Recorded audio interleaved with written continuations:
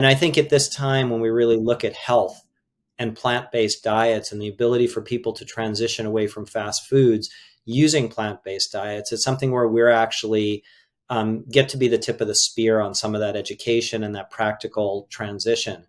The other thing we see is kind of our secret sauce is having this very large beast of a wholesale program married to a high civic engagement community program, where we have the volunteer-led backyard harvest and farmers market programs, which are really robust.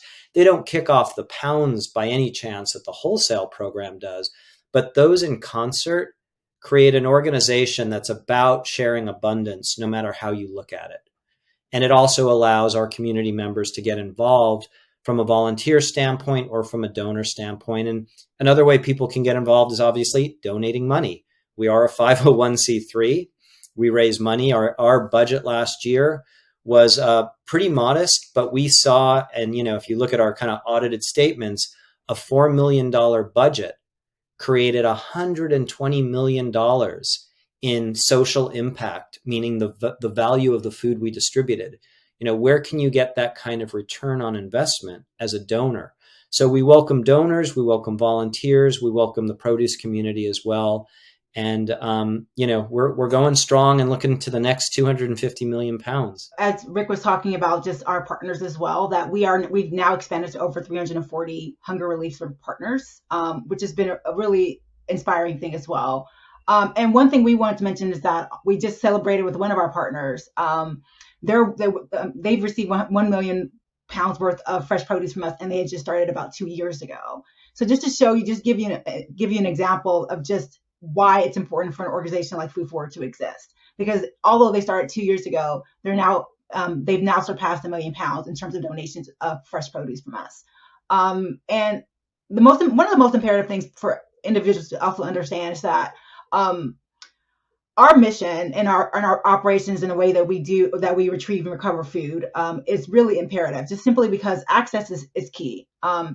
There's a number of everyone has some sort of access to food, but it's not everyone has access to nutritious foods. And the fact that we've expanded to rural towns, rural neighborhoods, that's really been sort of essential. Just as you've seen just in the news as well, that not having access to it and losing a grocery store, that really has a tremendous impact on a community.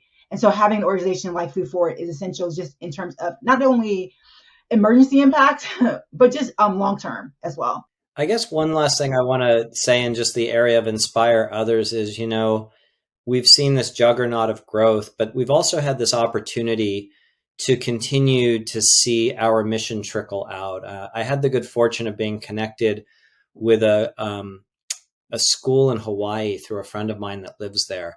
And she connected me with a group of young ladies who were, high school age and saw the same kind of waste in their neighborhood of tropical fruit. And to my delight, within a couple of months, they started basically their own gleaning group. And so when you talk about what you can do in Indiana or in Washington or in Hawaii, the local food shed is where it starts. And if you see the waste and you're able to, again, connect the abundance with the need, with, kind of charismatic volunteers that really want to make a change, that's all you need. We used the back of my car and we used, discarded grocery bags and cardboard boxes to get this thing started. And it's, 13, 14 years later, we're at a whole different level. But that feeling of taking a piece of fruit off a tree and within 2 hours knowing it's in the hands of somebody who would not have it otherwise is an extraordinarily powerful arc and allows somebody, whether they're 5 years old or 50 years old, to be a change maker. And I guess I would love to leave your audience with that sense that being part of the solution is so simple. And I think whether, again, you are in a farming community or in an urban center, there is abundance to share. And the question I like to leave people with is, what are you going to share? What is it in your life? Whether it's love, it's money, it's produce, it's skills. There's always something we each have as individuals in abundance. And passing that on is an incredibly powerful, freeing, and gratifying act.